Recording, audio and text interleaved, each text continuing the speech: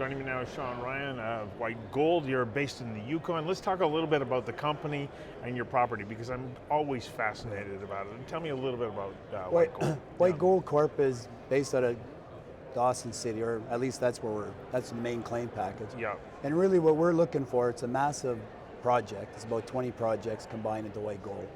In one property, you've got 20 different projects. In one company, in a sense. So it's over 1 million acres. It's a massive system. So the idea is that I took all my projects that I've been working on for 20 years, methodically, and decided instead of piecemealing it out to 10 different juniors, if I believe in my own kool-aid that I'm drinking, that at least we should have at least one deposit, high probability of 2, and I won't be surprised at 3. Then why not roll them all into one? Because then at least we're guaranteed one. Yeah, right. With a better share position. So that's kind of the method. And then what I did is I created a business plan, which was a 3-year plan. We shopped that around. It was going to cost $5 million a year to systematically look at all the targets over the 3-year period. And it's like kissing all the frogs and figuring out how many princesses we have. Then we'll go into the detailed stage once we understand the bigger system. And so we shopped that around, and Agnico 3 years ago became our partner right away. They loved the idea of this regional exploration, using this new drones to drills technology that Ground Truth, my wife and foreman run, that side of the company. Yeah, and it was kind of good old, I call it 1980 exploration, where it was done by the book, no stone unturned, don't basically skimp, try to skip to the drill stage real quick, because the probability, as I say, this is the only business where the norm is to fail. So how do we increase our odds? It's good with good science, and that's how we're trying to tackle this. But the cool part is we're actually looking for not the source, because there won't be one source of all this placer gold. It's probably going to be 30 or 40 of these sources. So actually last year we were working on a project called the JP Ross that's on Henderson Creek, and listen to this, Jack London's cabin was right there. Oh my gosh. The Call of the Wild. Yeah. So actually, right on Henderson Creek, it was on North Henderson Creek. And we just made a brand new discovery, actually at the end of the season last year, called the Titan, I believe. Yep. I haven't got quite the data, but it looks like we're just above where his cabin was. Really? So this is the Yukon. Like we're actually making history, and it's all virgin country. Well, new history, because there's a lot of history there, and it's important, I think, to keep that in mind, that this is a mining-friendly jurisdiction. Yes, we're on this JP Ross Titan new discovery. That's about 2.5 hours from Dawson on road. They had a dredge there. They've been mining placer for the last 100 years, and there was never any source ever seen or found. And this year we probably made about, in hard rock, discoveries are, you drill it and it's a discovery, but showings, we found probably about 7 or 8 brand new showings above the creek that produced the placer. This is in the last year. Yeah. So that was with this new detailed soil survey that we went in. We're actually sampling soils at 10-meter spacings, 50-meter lines, because we're finding these super high-grade veins that are from 1 meter to up to 4 or 5 meters wide of almost 1 ounce material plus that we're shedding into the creek. So we're actually now finding the sources of where the placer has been coming from. So Titan, what place will it take in your overall strategy as we're moving ahead over the next couple of years? The Titan is since it was the last hole we drilled last year. So out of the whole season, middle of October, I call it the budget hole. We basically did our magic from discovery of a soil to our trenching and probing. Let's poke a rab hole, which is a recon hole. And we announced it at 7.5 meters at 72 grams, but it's really a 33-meter intersection of a half ounce, 14-gram material. So that was with a rab hole. So the geology, it could be a little bit of cross-contamination, but geophysically, I believe it is what it is. It's actually that size. It's a magnetic ore body. It's magnetite. So we all know how well a magnet sticks on a fridge. So it's very easy to locate and model from a geophysics world. So that's kind of what I do. I bring in the geophysics guys. So that's the hole, number 1, that we're going to diamond drill middle of June. So that's where we're going to. So that's when you go back in the middle of June. Okay. So we may start rab drilling ahead of time in April or May, but to confirm that hole, we'll diamond drill that probably from the first or second week of June. Those assays will probably come out by the end of July. Yep. But if it truly does confirm what we hit, that's one of the better holes seen in the Yukon in a long time. So that's going to spur on a bunch of excitement. Well, that's what I'm expecting anyways. Right. I'm putting my reputation on it. I guess those are forward-looking statements as a prospector. But that's not the only No. one of your So developments that- moving forward. So let's talk about a couple of the others, because you talked about you want to have 2 or 3 of those Yeah, that's right. princesses. And, So we have the Vertigo, it's 15 kilometers away. So there we drilled a bunch of fence drilling last year, and we hit some nice 2 to 3 meter intersections of 1 ounce material. So we could see there's about 6 potential structures. We kind of fan drilled those on wide space 100 meter hole spacings. So we're going to go in and tighten that up, get a little bit better constraints.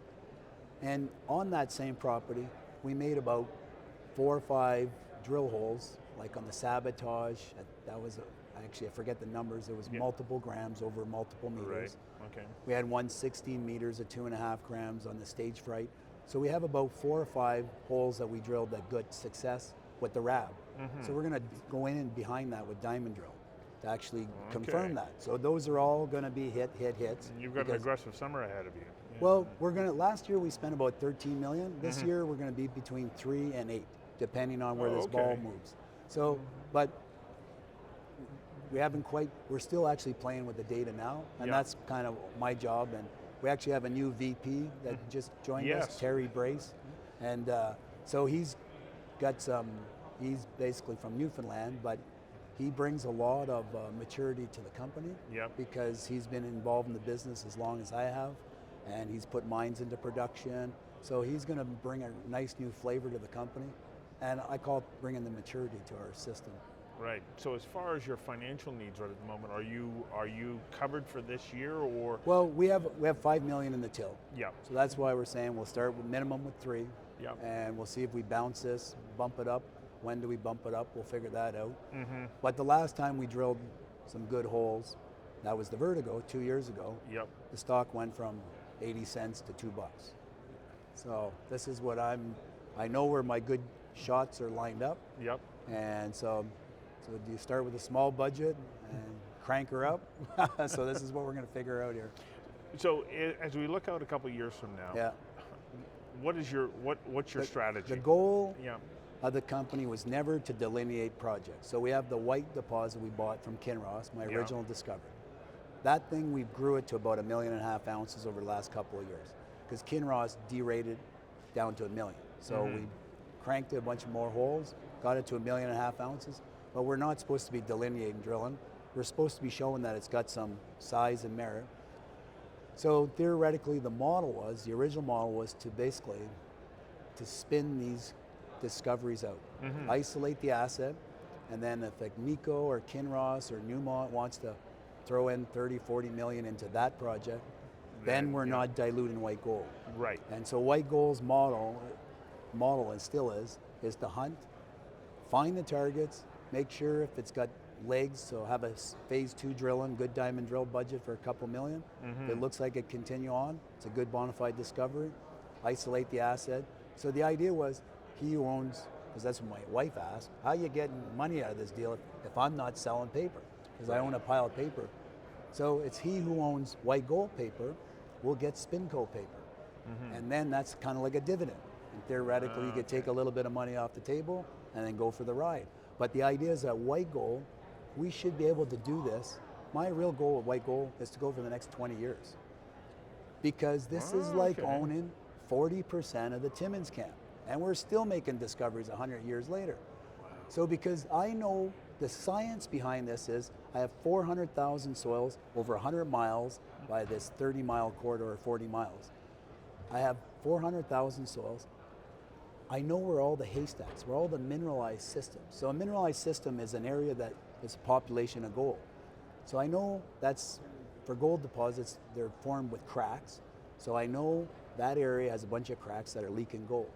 So when we go in for our initial recon, if I don't get good gold in the top 30, 40 meters, or even 100, I still know there's gold there coming. So I know where the haystack is. We'll come back for the phase 2 and drill a little bit deeper. Right. But we're high grading, as I call it, the mushroom patch. this is low-hanging fruit, and we're ripping around, finding, and that's what the cool part about the Yukon is. We literally make new discoveries almost on a yearly basis. So with the price of gold moving in an upward direction, especially since we met last year here, how is this changing the dynamics for you and level of interest that you're finding? Well, we've been doing, people are watching. What we really have to do is, it's working in our favor, of course, but the economics of a deposit, such as the White deposit, Agnico and Kinross want to see it well past 2 million ounces. We're at 1.5 million. Yeah. So this Vertigo discovery, and maybe this Titan could actually add some more ore into the mixture. If we find another 1 million ounces somewhere else, then we have enough to get a mine going. And that's their goal, is to get this 2.5 million marker. And then, but meanwhile we have Newmont drilling the coffee off a little bit more. Right. They'll figure out what they're going to do over the next 2 years and see if that's in play or if they mine it. So you could see things happening over the next 2 years, but really what I want White Gold to do is focus on this regional stuff. Isolate the assets. So the idea is that if I do my job right, the White Gold should be an isolated asset, the deposit itself. Basically the JP Ross, we're nearing that threshold by the end of the summer. This hen might turn into a whole new can of worms there. Right. So that's the whole point, is we should see these spin-offs coming down the pipe. And you still have other projects that are in reserve. Well, the interesting part is, when I started this 3 years ago, we had a project called the Betty that was tied on to the Gold Corp Newmont project. That was everybody's favorite project. Nobody talks about Betty today.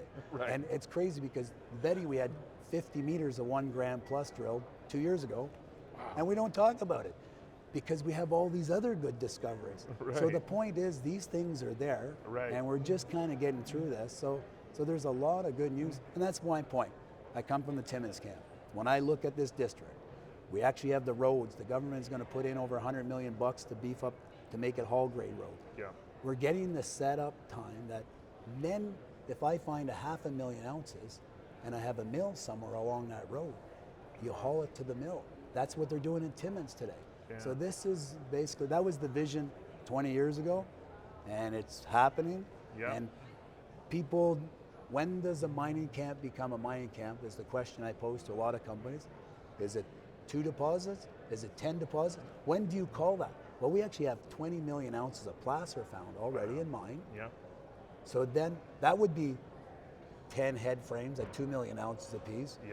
And then since then we found the White, that's 1.5 million ounces, the coffee, that's 4.5 million ounces, the QV, that's 230,000 ounces. When do you call it a camp? Are you going to wait till I find 20 of these? So that's why I say get yourself in line, because it's happening, and it's...